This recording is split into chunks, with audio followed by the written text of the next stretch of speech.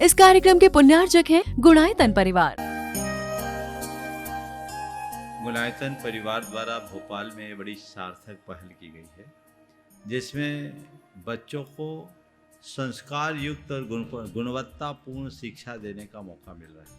ये बच्चों की व्यवस्था की गई है, जिसमें 6वीं 7वीं के बच्चे इस साल लिए जाएंगे और 11वीं 12वीं और सीए फाउंडेशन के बच्चों को यहाँ रखा जाएगा।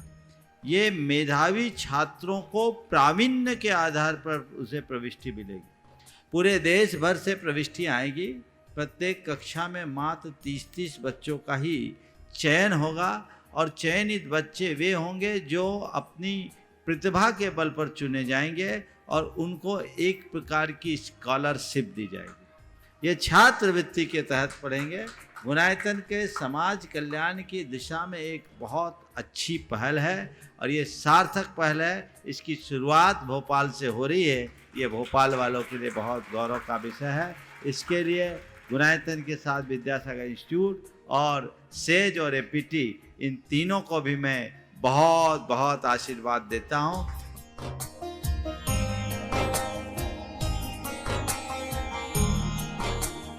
एक आदर्श और व्यवस्थित दिनचर्या का लक्ष्य प्राप्ति में बहुत बड़ा योगदान होता है।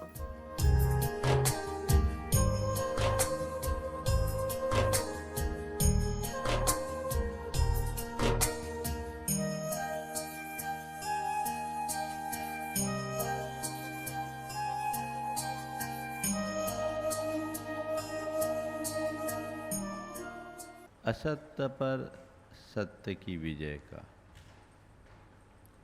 अन्याय पर न्याय की विजय का, अधर्म पर धर्म की विजय का, पाप पर पुण्य की विजय का दिन है। और ऐसी विजयादशमी हम लोग वर्षों से मनाते आ रहे हैं, सब लोग मनाते हैं। अगर इस प्रसंग को देखें रामायण के, तो वह त्रेता युग की एक घटना थी, घट करके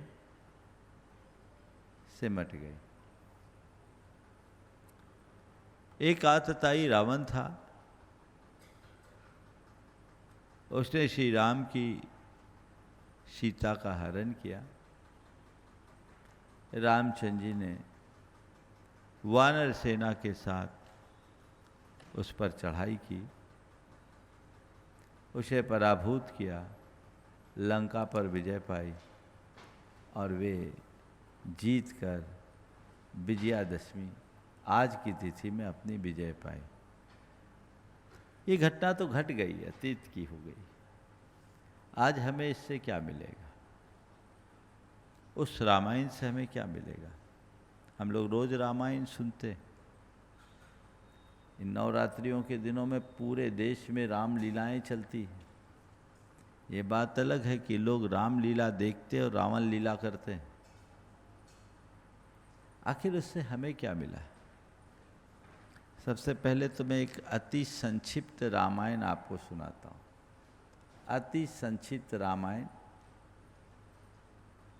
4 लाइन की रामायण। एक राम थे एक रामन्ना, जे छत्री बे बामन्ना।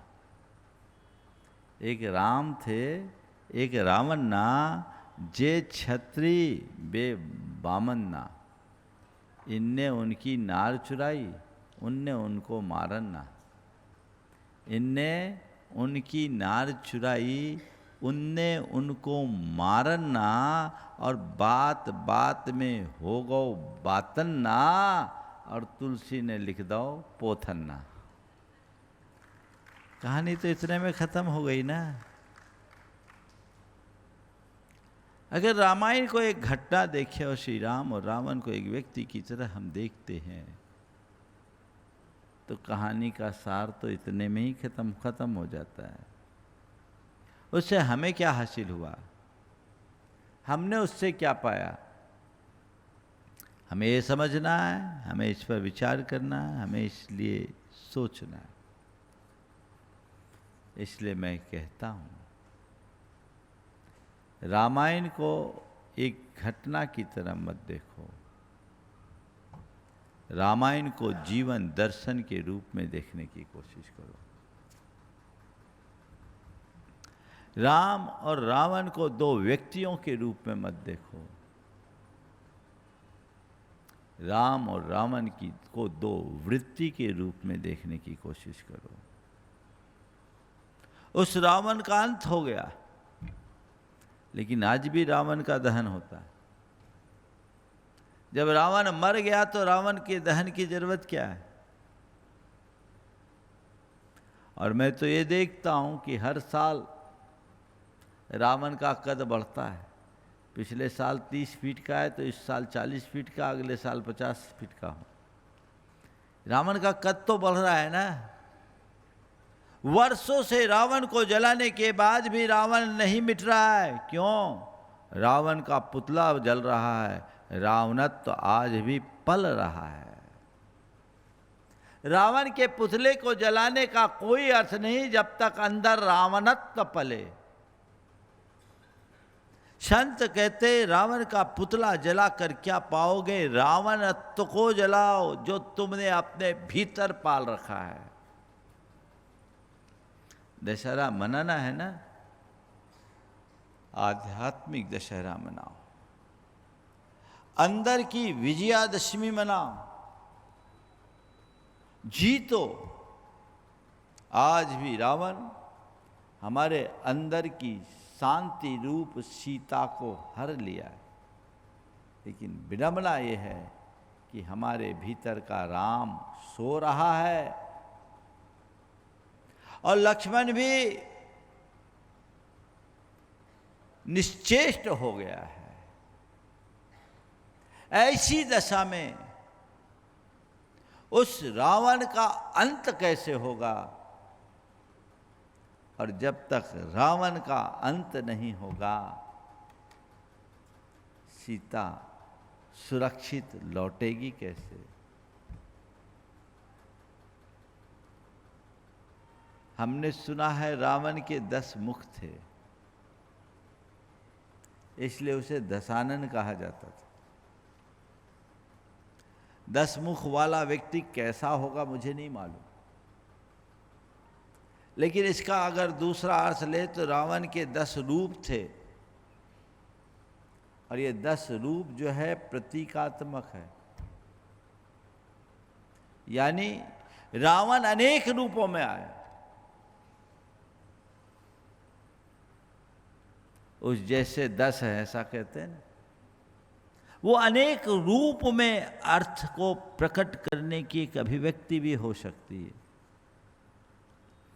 जैन परंपरा के अनुसार रावण एक मुख वाला ही था, दशानन उसका नाम था। और दशानन नाम रखने के पीछे एक घटना आती है जैन पद्म पुराण में कि रावण के जन्म के उपरांत उनके पिता रत्नश्रवा ने उनके गले में एक 9 मणियों वाला रत्न का हार रखा।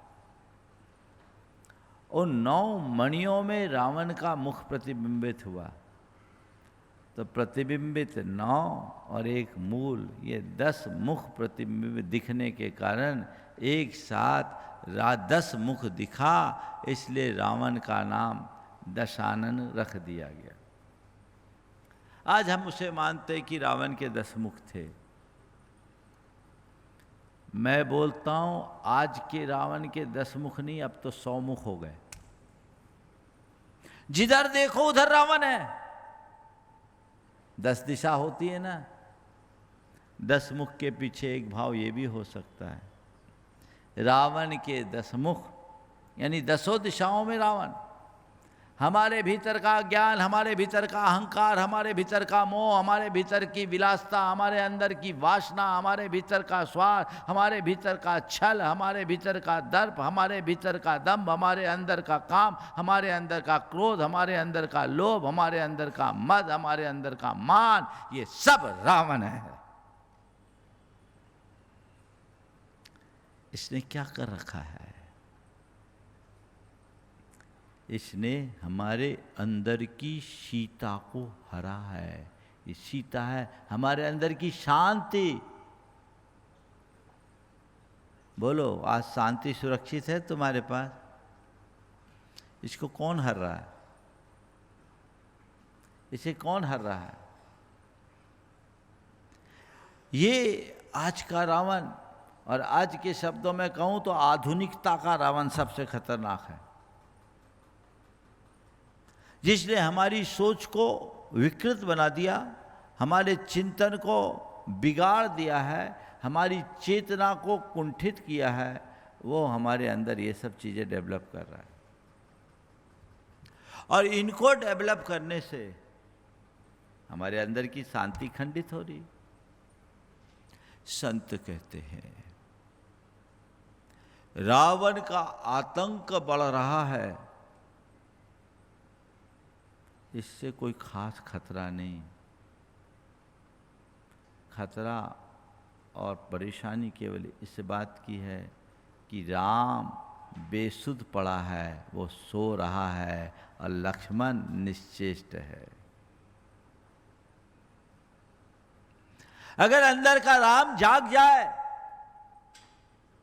100 नहीं 1000 मुख वाला रावण आए, 10 मुख 100 मुख 1000 मुख लाख मुख वाला भी रावण आ जाए, अंदर राम जग जाए तो रावण की कोई ताकत नहीं कि वो हमारी सीता को हर सके और स्थायी रूप से हमसे दूर कर सके। अंदर का लक्ष्मण यदि सक्रिय हो जाए तो रावण की कोई ताकत नहीं कि वो हमारी शांति की सीता को आंच लगा सके। अंदर के राम को जगाओ। एक बात समझने की है, राम और रावण को दो व्यक्ति की तरह मत देखो। राम और रावण को दो वृत्ति की भांति देखो, जो हमारी ही अपनी वृत्तियां हैं। और इस संदर्भ में मैं रामायण का एक प्रसंग आपको बताऊंगा। ऐसा कहते हैं कि जब रावण ने सीता का हरण कर लिया और तमाम उपाय करने के बाद भी सीता उन्हें स्वीकार नहीं कर पाई, तो रावण परेशान होकर कुंभकर्ण के पास गया। और उसने कुंभकर्ण से कहा कि भाई देख, किसी भी प्रकार से तू सीता को मुझसे मिला दे। सीता के अभाव में मेरा जीना मुश्किल है। मैंने लाख प्रयत्न कर लिया, पर सीता मुझे स्वीकारना तो बहुत दूर की बात है, देखना भी नहीं चाहती, देखती भी नहीं। कहते हैं कुंभकर्ण ने कहा, भैया आप इतने ज्ञानवान नीतिवान होकर मेरे पास आए हो, जब आपको पता है कि सीता श्री राम को छोड़कर अन्य किसी की नहीं हो सकती, तो आप राम बनकर सीता के पास क्यों नहीं चले जाते? आपके पास तो रूप बदलने की क्षमता है। रावण ने कहा, अरे पगले, ऐसा तो मैं कई बार कर चुका। अरे पगले, ऐसा तो मैं कई बार कर चुका, पर क्या बताऊं, जब जब मैं राम का रूप धरता हूं मेरे अंदर वैसे भाव ही नहीं आते।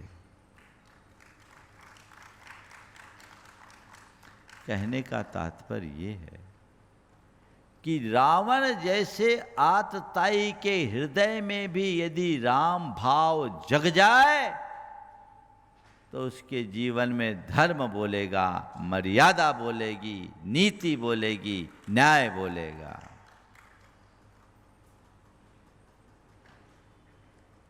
इसलिए ये समझो कि राम और रावण आखिरकार है क्या।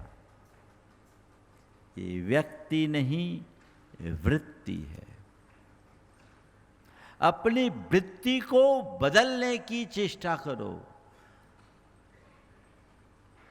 मेरे अंदर का राम मेरा आत्मा, उस आत्मा को जगाओ। ज्ञान से ही आत्मा को जगाया जा सकता है। जिसकी चेतना मोहाच्छादित है, समझ लो उसके अंदर का राम सो रहा है। और जिसका राम सोएगा, उसका रावण मनमौजी बनेगा और अपनी मनमानी करता हुआ सीता को हरेगा, और हर रहा है। आज तुम्हारी शांति की सीता अपनी सुरक्षा की गुहार कर रही है, पर तुम्हारे राम को उसकी सुध ही नहीं है। काश रामचंद्र जी से हम कुछ प्रेरणा लेते। रामचंद्र जी किसी वजह से सीता खोई, तो उसके बाद जब तक सीता को लौटाए नहीं, चैन से नहीं बैठे। तुम क्या कर रहे हो? देखो, एक और बात कहता हूं। रामायण में भी ये जो प्रसंग है सीता हरण का, बड़ा प्रतीकात्मक दिखता है। कहते हैं कि सीता हरण के लिए रावण ने एक साधु का भेष धारण किया। ठीक है, सीता हरण किया। उस पूरे प्रकरण में देखो, रावण ने मारीची को एक स्वर्ण मृग का रूप धरने के लिए कहा, और मारीची स्वर्ण मृग का रूप धारण किया। रामचंद्र जी, सीता ने उसे देखा। उन्होंने श्री राम को प्रेरित किया कि आप इस मृग को किसी तरह पकड़ लाओ, हम जब अयोध्या चलेंगे तो भरत को भेंट करेंगे। ये बहुत सुंदर सुनहरा मृग है। रामचंद्र जी जानते थे कि मृग सुनहरा नहीं होता, लेकिन फिर भी सीता की बातों में आकर वे कहे ठीक है, मैं अभी पकड़ के लाता हूं। लक्ष्मण कह रहा, भैया आप मत जाओ, मुझे संशय दिखता है। ये मृग न होकर मुझे कोई मायावी राक्षस प्रतीत होता है। पर रामचंद्र जी ने कहा, कोई भी हो, मैं अभी लौट के आता हूं। अब मैं अभी लौट कर आता हूं, तू सीता का ख्याल रखना। मुझे कोई तकलीफ होगी तो मैं तुझे आवाज लगाऊंगा। लक्ष्मण को सीता की सुरक्षा के लिए नियुक्त करके रामचंद्र जी मृग की ओर चले गए। आप सबको कहानी पता है, आप लोगों ने पढ़ा और देखा भी है। वो मारीच फुदक फुदक करके दूर चला गया, रामचंद्र जी को काफी दूर ले गया। और आवाज आ गई, हे लक्ष्मण हे सीते, हा लक्ष्मण हा सीते। ये शब्द लक्ष्मण के कानों में आए, सीता के कानों में आए। प्रकरण को देखो आप, लक्ष्मण सुन रहा है, सीता भी सुन रही है। सीता कह रही, देखो स्वामी पर कोई संकट आ गया है, आप जाओ उनकी रक्षा करो। लक्ष्मण कह रहे, नहीं, भैया ने मुझे आपकी सुरक्षा में नियुक्त किया है, मैं यहां से हिलूंगा नहीं। सीता बावली हो गई, आप जाओ,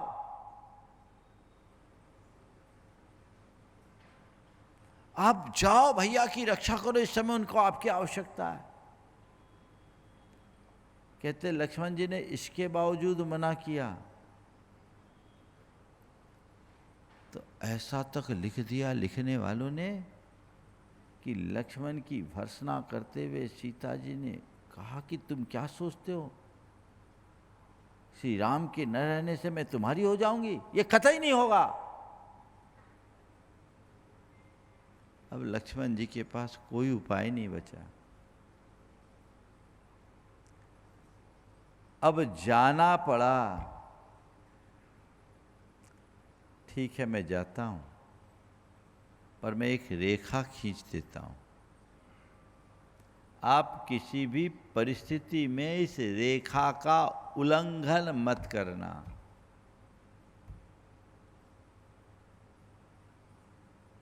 मैं लौट के आता हूं।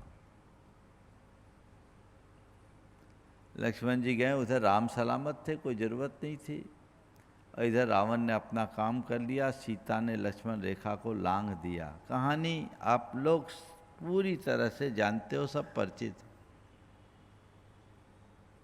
इस कहानी में कोई नई बात नहीं, पर जो नई बात है वो मुझे दिख रही है और वो मैं आपको बताना चाह रहा हूं। सब जानते हैं मृग सोने का नहीं होता, फिर भी रामचंद्र सीता उसकी तरफ आकर्षित हुई। रामचंद्र जी से अनुरोध किया, रामचंद्र जी उस मृग के पीछे भागे। लक्ष्मण के मना करने के बाद भी उन्हें जाने को बाध्य होना पड़ा। लक्ष्मण रेखा का उल्लंघन हो गया और सीता का हरण हो गया। मुझे दिखता है कि इसमें कोई प्रतीकात्मक रूपक छिपा हुआ है। ये स्वर्ण मृग क्या है? स्वर्ण है धन संपदा और भोग विलास। मृग चंचलता का द्योतक है जो क्षण भंगुर है। धन वैभव और भोग विलास के प्रति जब हमारे अंदर की सात्विक अनुभूति रूप सीता प्रभावित हो जाती है, यानी हमारी अनुभूतियां समता में न रहकर जब भोगों से जुड़ जाती है, तो वह हमारी आत्मा को उसके पीछे दौड़ाना शुरू कर देती है। सीता की प्रेरणा से आत्मा रूप राम उस छलिया मृग के पीछे, उस भ्रामक मृग के पीछे भागने लगा। तब लक्ष्मण ने कहा, भैया आप मत जाओ, मुझे ये कोई मायावी राक्षस दिखता है, ये हमारे भीतर का विवेक। लक्ष्मण कहता है, विवेक कहता है, भैया आप उधर मत जाओ। लेकिन जब जब हमारी आत्मा किसी पर मुग्ध होती है, तो विवेक की बात को भी अनसुना कर देती। उनने लक्ष्मण को कहा, ठीक है तू उसे संभालना, सीता को संभाल, अपनी अनुभूति को संभाल, मैं आता हूं। लेकिन जब आत्मा ही दूर भाग जाए तो विवेक कब तक सुरक्षित रहेगा?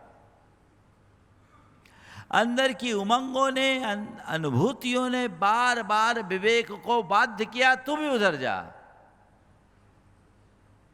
विवेक का क्षण भंगुर पदार्थों की तरफ जाना ही विवेक का भ्रष्ट होना है। बाध्य करके लक्ष्मण को उनने भेजा। लक्ष्मण उधर गए। एक मर्यादा की सीमा रख दी कि इससे बाहर मत जाना। पर मोह माया के रावण के प्रलोभन में आकर अंदर की सीता ने अपनी मर्यादा लांघी, उसका हरण हो गया।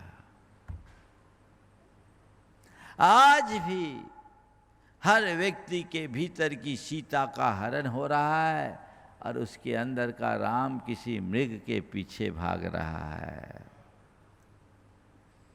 रामचंद्र जी ने अपनी सीता को खोई तो लौटा लिया, पर इस आत्मा राम को तो अभी सीता की कोई सुध ही नहीं, वो तो मृग के ही पीछे भाग रहा है। कब लौटेगा? जब राम जागेगा तभी ये काम होगा। तो अपने अंदर के आत्मा राम को जगाइए, आध्यात्मिक चेतना को विकसित कीजिए।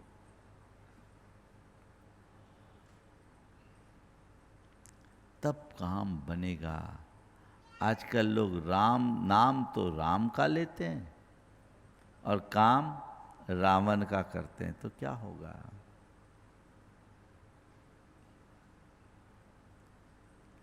एक बच्चे से पूछा, तुम राम बनोगे कि रावण? बोला रावण। तुम राम बनना पसंद करोगे कि रावण? बोला रावण। बोले क्यों? बोले एक साथ 10 आइसक्रीम खाने का मौका मिलेगा। उनको क्या बोलेंगे? इसको क्या बोलेंगे? अपने अंदर की चेतना को जगाए बिना जीवन का कल्याण नहीं होगा।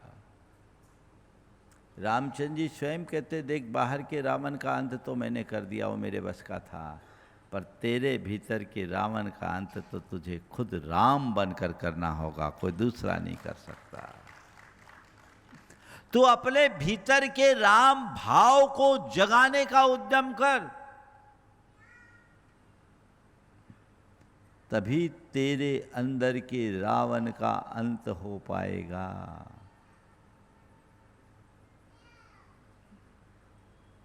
ऐसी आध्यात्मिकता जगाइए। राम बहुत व्यापक शब्द है। हमारे शास्त्रकारों ने राम शब्द की व्युत्पत्ति करते हुए कहा, रमन्ते योगिनः यस्मिन् स राम। राम व्यक्ति नहीं, हमारे भीतर का तत्व है, जिसमें योगी गण रम जाए वो राम। वह है हमारी चेतना, वह है हमारी आत्मा। उस आत्म चेतना को जगाने से ही जीवन में परिवर्तन होगा। उसे जगाएं, जीवन में बदलाव लाएं, जीवन का उत्कर्ष करें, जो हमारे जीवन को बेहतरी प्रदान कर सके, ऐसा प्रयत्न। तो क्या करे? रावण का अंत करना है। राम जागे, लक्ष्मण साथ में रहे, विवेक रूप, विवेक को अपना प्रहरी बनाए, उसे कभी छोड़े नहीं। और फिर पुरुषार्थ करे। वानर सेना साथ में रही, हनुमान उसमें रहे। ये पुरुषार्थ का हनुमान है, उसको जगाएं और उसे जगा करके इस रावण के ऊपर जब हम हमला करेंगे तभी कुछ हो पाएगा। आज के संदर्भ में मैं आप सबसे इतना ही कहना चाहूँगा, अपने भीतर एक आध्यात्मिक प्रकाश उद्घाटित करें, जो हमारी चेतना को रूपांतरित और परिष्कृत कर सके, जिसके बल पर जीवन में व्यापक बदलाव घटित हो सके। वो सत्प्रयत्न सबको करने का प्रयास करना चाहिए। आध्यात्मिकता को अपने जीवन का आदर्श बनाइए। कैसे हम अपने इस आत्मा का उत्कर्ष कर सके? मैंने अभी कहा कि राम रावण दो वृत्ति। प्रकृति में कभी कृष्ण पक्ष होता है, कभी शुक्ल पक्ष। अभी शुक्ल पक्ष चल रहा है। चंद्रमा की कलाएं दिनों दिन बढ़ती है और पूर्णमासी के दिन 16 कलाओं से परिपूर्ण हो जाता है। इससे उलट कृष्ण पक्ष में चंद्र कलाएं एक एक करके घटती है और अमावस के दिन काली रात में परिवर्तित हो जाती है। ये व्यवस्था प्रकृति में ही नहीं, हमारे चेतना में भी।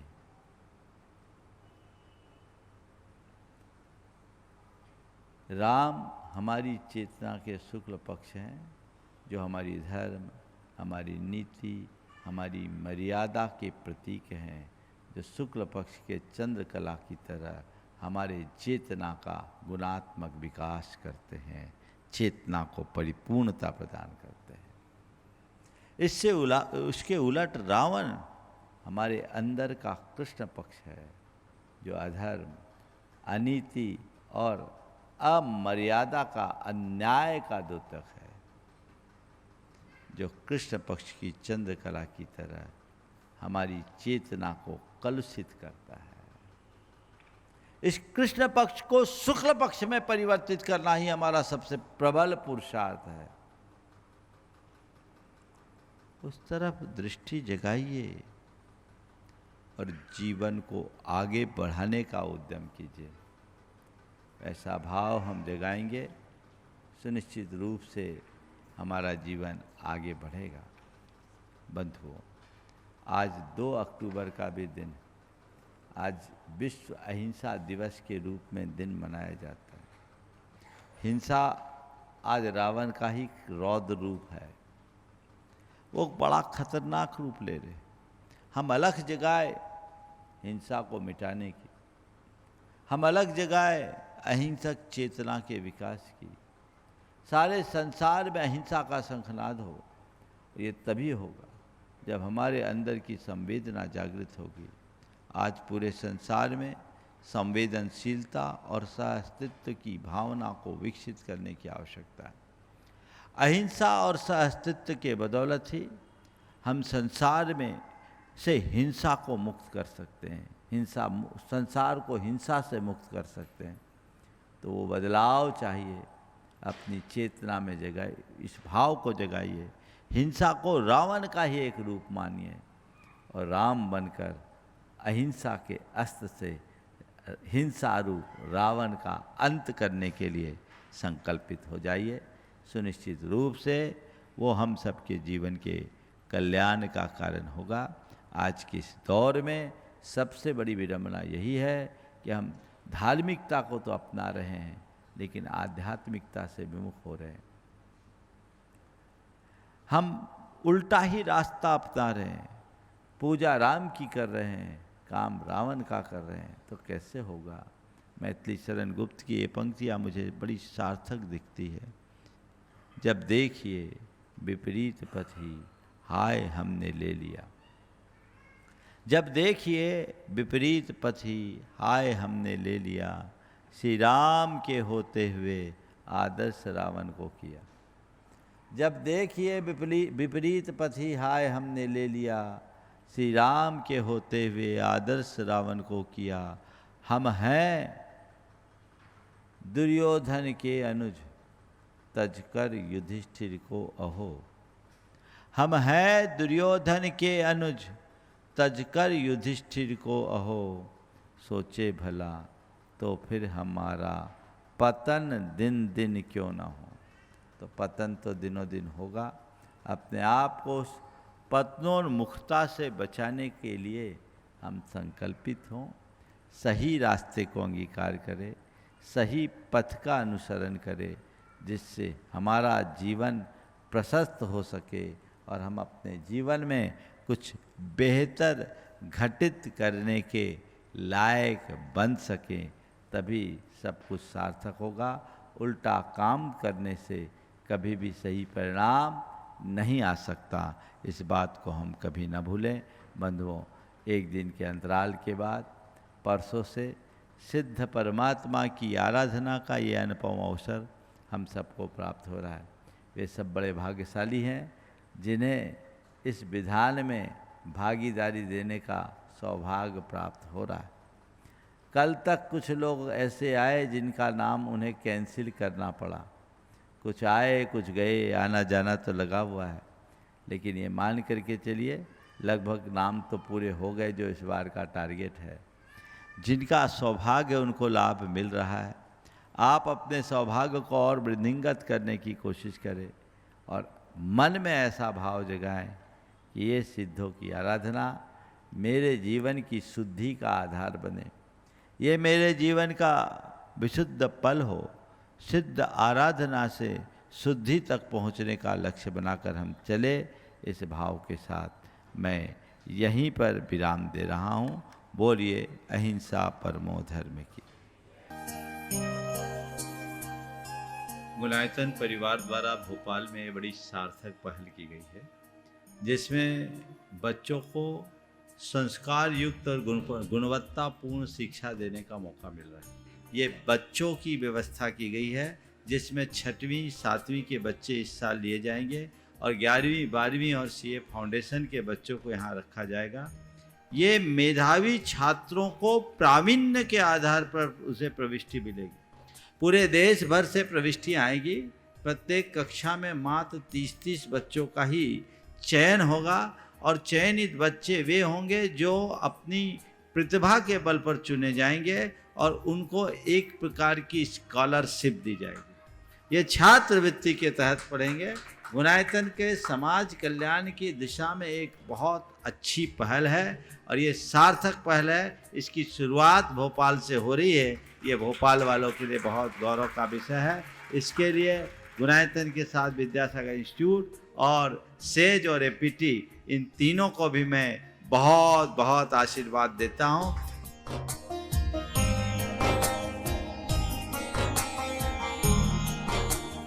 एक आदर्श और व्यवस्थित दिनचर्या का लक्ष्य प्राप्ति में बहुत बड़ा योगदान होता है।